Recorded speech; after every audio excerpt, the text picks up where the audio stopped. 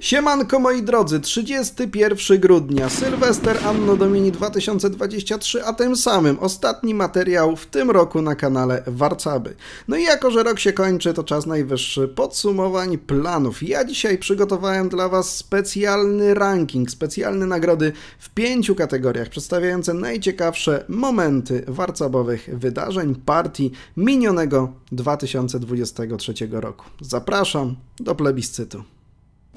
Kategoria pułapka debiutowa roku. Tę pułapkę debiutową nazwałbym idealną pułapką debiutową, czyli taką, gdzie w logicznie granym debiucie, rozsądnie robionych kolejnych posunięciach, w pewnym momencie dajemy poczucie przeciwnikowi, że ma nas w garści, po czym ładujemy w niego niesamowitą kombinacją. I tak właśnie stało się w potyczce z Mistrzostw Świata Weteranów z Korbach 2023, gdzie białymi grał nasz rodak Piotr Paluch, mistrz Europy Weteranów z tego roku, z Holendrem Andrew Tion Aongiem, bardzo dobrze grającym kombinacyjnie zawodnikiem, który te tytuły weteranów już nieraz zdobywał. Piotr zaczyna tę partię 32-28. Oczywiście, skoro to jest pułapka debiutowa, to pokażę Wam całą kontynuację od samego początku partii do tego, co się wydarzyło i jak logiczne były kolejne posunięcia. 18-23 zagrywa Andrew i bardzo popularny debiut 33-29 wybiera Piotr Paluch. No i kontruje teraz Andrew 17-22. Bardzo często obserwujemy tutaj wymiany z 11 na 22, natomiast Andrew bije 12 na 21. I zdaje mi się, że już od tego momentu mógł kierować Polakiem w stronę pułapki, która miała miejsce w tej partii. Logiczne posunięcia. Wyciąganie pionów od strony skrzydła krótkiego, gdzie mamy w tym momencie ich więcej. Nie przejmujemy się tym, że czarne mogą zaatakować, bo tylko da nam to dodatkowy rozwój skrzydła długiego. Andrew odpowiada ruchami w kierunku zbudowania rogatki Sejbranca. 44-39, 15-20. Teraz niekoniecznie dobrym zagraniem dla białych byłoby stawianie klina 29-24, no bo jednak czarne bez piona 15 miałyby dużo różnych kontrplanów gry dla tego klinowego piona. Dlatego 50-44 zagrywa Piotr i żeby już tej opcji wymian nie dać białym, czarne zagrywają 19-24, czyli brakuje im teraz tylko piona 15 do zbudowania rogatki Sejbranca z 2 pionami na linii głównej. Jak rozwijać pozycję? No nie chcemy blokować sobie skrzydła, grając 41-37, bo wtedy czarne już mogłyby pomyśleć o zejściu na 26. Oczywiście są tam kontrplany gry, natomiast białym zależy na tym, żeby mieć możliwie spokojną, elastyczną, luźną grę po lewej stronie, no bo przecież prawa zaraz będzie związana, te wszystkie piony, przez rogatkę czarnego. Bardzo często zagrywa się to posunięcie 38-32. Andrew dostawia do rogatki, Piotrek zajmuje pole centralne, przeciwko rogatce gramy o centrum, więc jest to dalej logiczne i po zagraniu 5-10 stajemy przed decyzją białymi, jak dalej rozwijać pozycję. Można zagrać 41-37, ale też bardzo logicznym posunięciem jest ruch 43-38 od związania, od tej prawej strony w stronę gry, czyli centrum i lewej flanki, gdzie chcielibyśmy umieszczać swoje piony. I teraz zaczyna dziać się magia. Andrew zagrywa 14-19. I w ten sposób ustawił niezłą podpuchę na swojego przeciwnika. Piotrek Paluch, liczący, kalkulujący, mówi: kolego, a żeś się dał wpuścić w maliny. Przecież mam wygrywający prosty forcing. Forcing, czyli wariant wymuszający określone zachowania naszego przeciwnika. Przecież wystarczy mi teraz zaatakować 29-23. Grożę ci tym, że zabiorę 2 piony do damki, więc ty musisz tę dziurę zatkać, czy 9, czy 10, 14, po czym zaczyna działać prosta groźba kombinacyjna. Oddaję jednego piona, biorę 2. Klasyczny, piękny forcing i Piotr, grając ten ruch 29-23, musiał być przekonany o tym, że zyskuje piona i że stoi naprawdę dobrze. Ale to właśnie coś, czego chciał Andrew w tej partii. Piękna kombinacja dla czarnych. Spróbujcie ją znaleźć samodzielnie, bo robi wrażenie. Robi wrażenie. Czarne zagrywają 24-29. No i tutaj musiało się lekko podnieść Piotrowi ciśnienie, bo tego na pewno się nie spodziewał. Białe biją na damkę 2 piony, czarne dostawiają 20-24, bicie i teraz pierwsze zadanie, czyli usunięcie 3 pionów białych z potencjalnej drogi kolejnego bicia kombinacyjnego. 9-14, jedyny poprawny ruch. Damkę sprowadzamy na 30, czarne biją 3 piony, a białe odbijają do tyłu i teraz zobaczcie, w piękny łańcuch kombinacyjny ustawiły się te białe pionki. Zostało oddać jeszcze jednego i pobić. Raz, 2, 3, 4 do damki. Przepiękna pułapka debiutowa i oczywiście Andrew Tianong czarnymi tę partię wygrał. Kategoria końcówka roku. W sensie nie koniec roku, tylko najciekawsza końcówka partii warcabowej roku. Końcówką roku mogła zostać tylko taka, która była rozgrywana przy wielkich emocjach, na ostatnich sekundach, o najważniejsze tytuły. I jest to partia z Mistrzostw Świata w grze szybkiej 2023 z Julinka pomiędzy grającym białymi Janem Groenendijkiem a czarnymi Martijnem van IJsendornem. Dwaj panowie arcymistrzowie z Holandii, gdzie to ten grający czarnymi, Martijn, ma punkt więcej, jest bardzo bliski swojego pierwszego tytułu mistrza świata w karierze. Jedyne co musi zrobić, to w tej partii nie przegrać. I co się dzieje? Pozycja, która jest oceniana przez silnik jako przewaga białych, tak naprawdę jest pozycją wciąż remisową. Martijn wymienia i Jan Groenendijk, wybierający najlepszy plan, spotyka się z bardzo dobrą defensywą ze strony Martijna van IJsendorna. Ostatecznie dochodzi do takiej pozycji, gdzie przy pozycji 5-5 białe nie mają jak zastopować czarnych od przerywu na damkę. Po ataku 40-35 Martijn do tej damki się przedostaje, ale jeszcze swoich szans próbuje Jan Groenendijk i w ten sposób dochodzimy do kluczowej dla tej partii pozycji. Jeżeli czarnym uda się przeprowadzić piona 26 do drugiej damki, to białe już nijak nie mają szans na wygraną. I po posunięciu 26-31 Jan zagrywa na 9, wychodzi dalej Martijn i Jan stawia damkę na 4. I teraz na swoją decyzję Martijn van IJsendorn miał 9 sekund. 9 sekund na to, żeby znaleźć dobry ruch, na to, żeby zostać mistrzem świata w grze szybkiej. I na swoje nieszczęście Martijn przeoczył właściwą kontynuację dla tej pozycji. Powinien zagrać czy 37-42, czy 41, natomiast myślał, że w ten sposób wpadnie na kombinację swojemu przeciwnikowi, który mógłby poddać 27-21 i po takiej wymianie czarna damka musiała bić. Martijn myślał, że w tym kierunku, gdzieś na 13, po czym biała damka zgarnęłaby damkę piona, wygrana białych. Natomiast nie zauważył w wariancie tego, że wisi pionek na 44 i damka czarnego może pobić w tym kierunku, gdzie partia automatycznie kończy się remisem. Podobna kombinacja oczywiście w wyobraźni Martijna stała po 37-41, gdzie ta sama kombinacja nie przechodzi przez możliwość bicia na 50. I było to bardzo kosztowne przeoczenie, przez które Martijn zdecydował się oddać piona 16-21 i to już jest pozycja przegrana, ale mieliśmy jeszcze jeden zwrot akcji w tej sytuacji.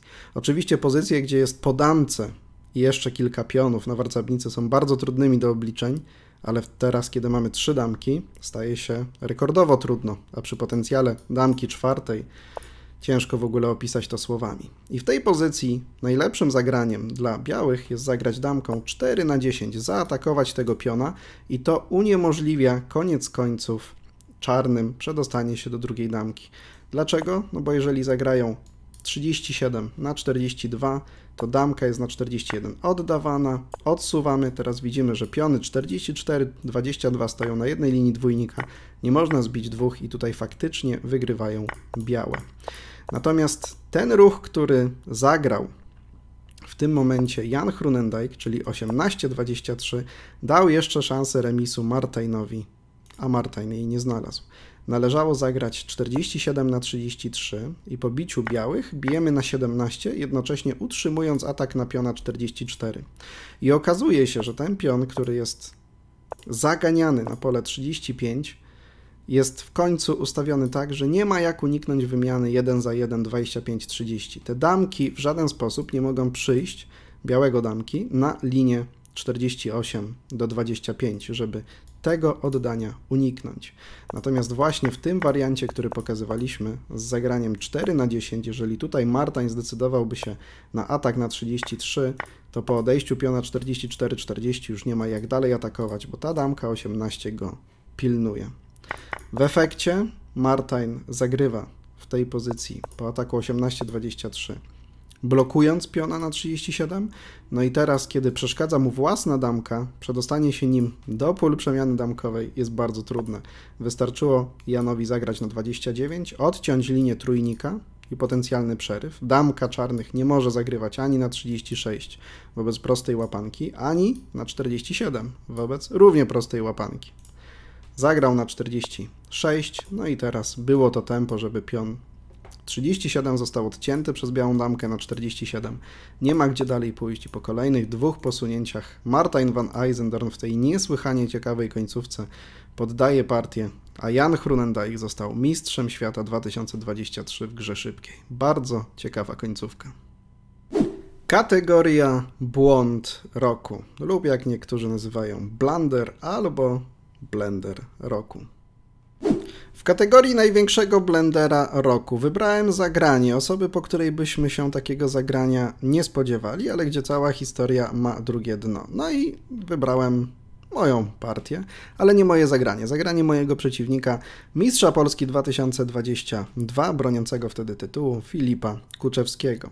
Mogliście tę pozycję już widzieć. W tym ustawieniu, grając białymi, będąc raczej stroną defensywną, bo to mój przeciwnik ma szansę na drugą damkę. Zagrałem 30-24, chcąc wymienić 2 za 2, jeżeli by ten pion poszedł na przykład na 44. Wtedy oddaję jednego piona, oddaję drugiego piona, zbijam 2, partia kończy się remisem, co mnie wówczas satysfakcjonowało.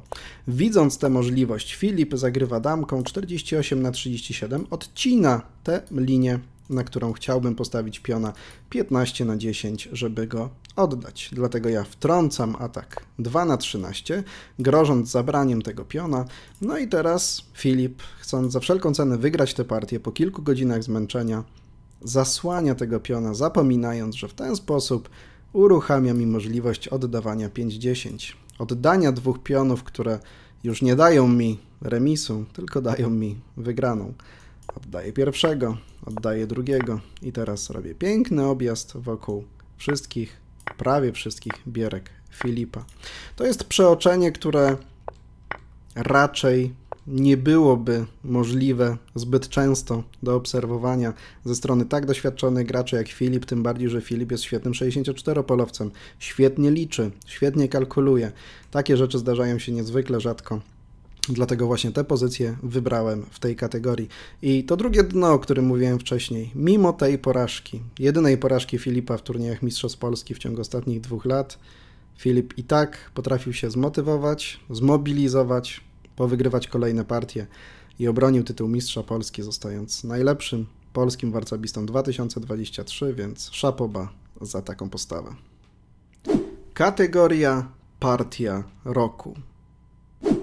Wybierając partię roku, było dla mnie oczywistym, że musi to być gra, która decydowała o najważniejszych tytułach ostatnich 12 miesięcy. A skoro w tym czasie rozgrywane były Mistrzostwa Świata i Mistrzostwa Świata Kobiet 2023 na Karaibach w Curaçao, to właśnie partia z tego turnieju musiała się tutaj pojawić. 3 rundy przed końcem zmagań. Na prowadzeniu był ukraiński arcymistrz Juri Anikiejew, a jego głównym rywalem do zdobycia tytułu holenderski arcymistrz Jan Groenendijk. I kojarzenie dla Jurka w ostatnich rundach wyglądało znacznie trudniej.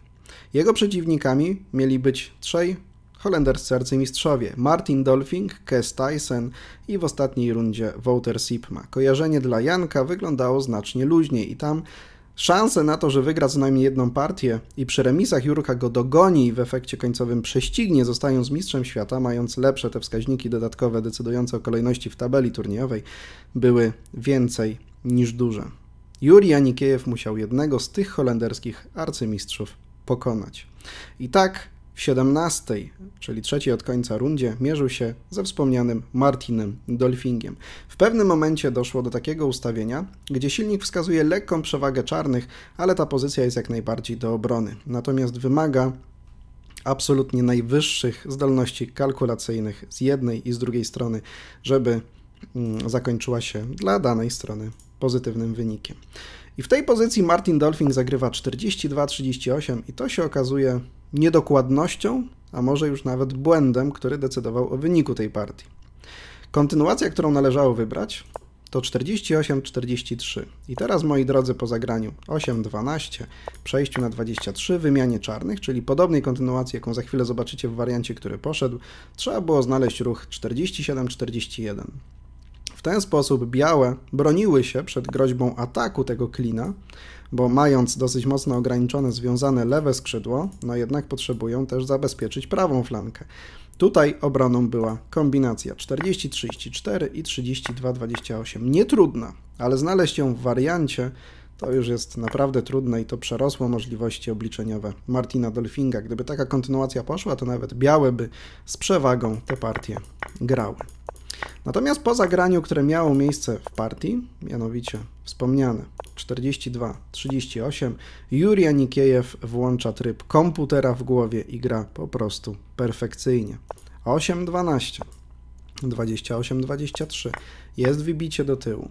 Cały czas te piony na lewym skrzydle białych są związane, no i przechodzi do ofensywy z atakiem tego słabego punktu 24. Pierwszy atak i przychodzi do drugiego.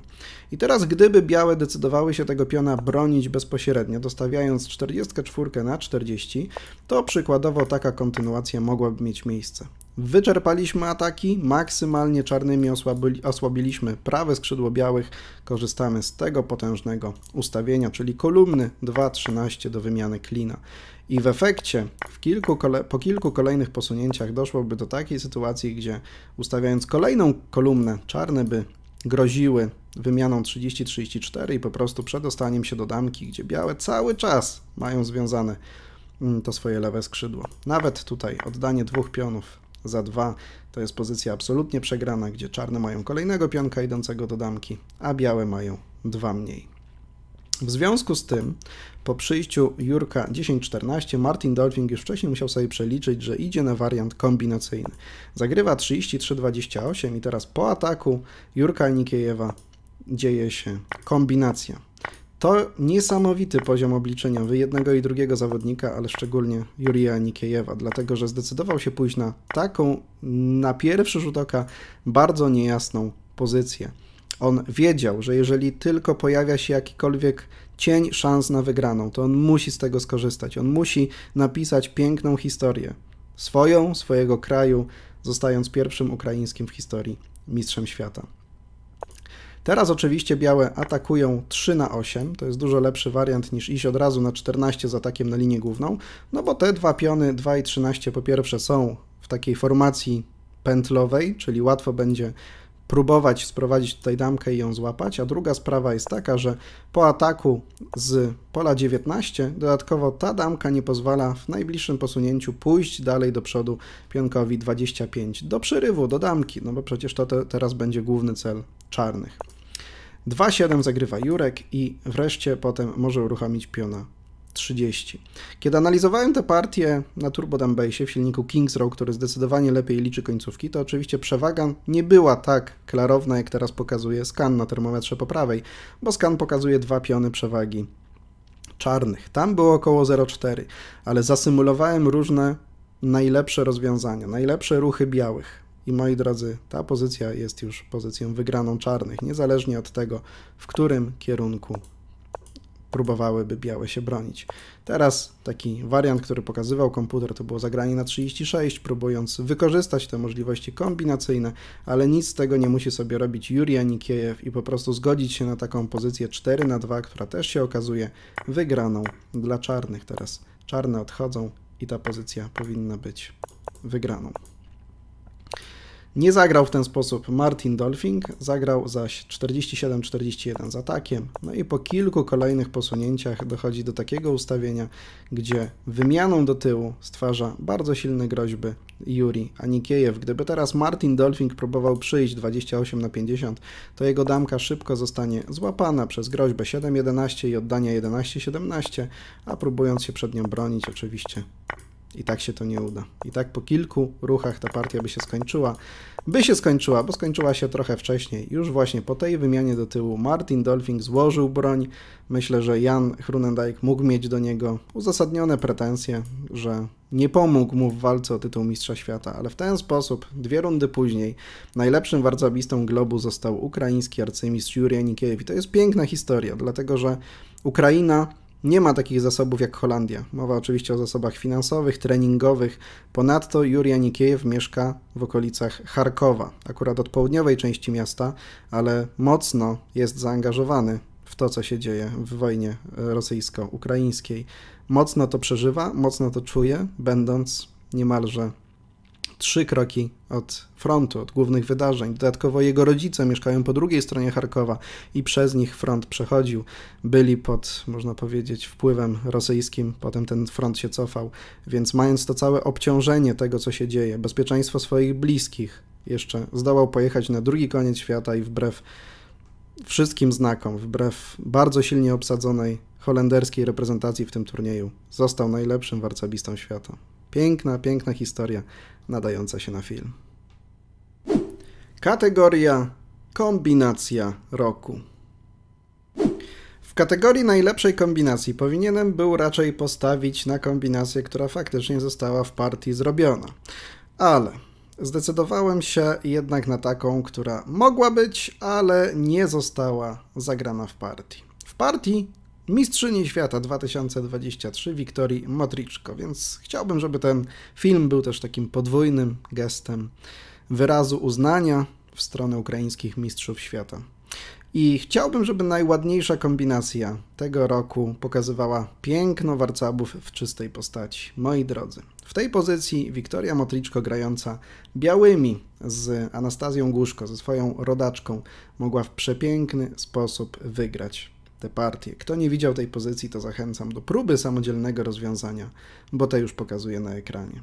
Białe powinny były zagrać 30/24. 2 opcje bicia dla czarnych. W tę stronę 2 piony, ale w tę stronę 1, 2, 3, 4. Oczywiście przymus większości bicia zmusza czarne do pobicia w tym kierunku. Białe, ponownie 2 wybory, ale tak naprawdę przymus zrobienia tego ruchu. Bicia 2 pionów na 8. Czarne odbijają. Znów czarne są na biciu. Można rozważać stawianie damek, ale trzeba też przygotować możliwie dobrą drogę bicia dla tej białej damki, która za chwilę na planszy się pojawi. Należy oddać 38-32. Czarne biją i teraz zagrać 35-30. W ten sposób centralizujemy te wszystkie piony czarnych, prawie wszystkie stojące na bandach i przygotowujemy najlepszą możliwą drogę bicia dla białej damki. Niezależnie od tego, które bicie wybiorą teraz czarne, załóżmy, że to białe stawiają damkę na trójce, czarne biją. I teraz wykonać tą białą damką prawidłowe bicie to wcale nie taka łatwa sprawa. Możemy zbić aż 6 z 7 czarnych pionów. Ciężko też patrząc na tę pozycję wyobrazić sobie, że ta jedna damka wygrywa z tymi wszystkimi pionami. Pobijmy na 26, na 48, na 25, na 9, na 27 i zakończmy na 43. 1, 2, 3, 4, 5, 6. Ostatni musi zostać poddany pod damkę. Przepiękna kombinacja. Wielka szkoda, że nie miała miejsca w partii, ale i tak jestem gotów uznać ją za najładniejszą kombinację 2023 roku. I to był właśnie zestaw moich typów zwycięzców w tych kategoriach.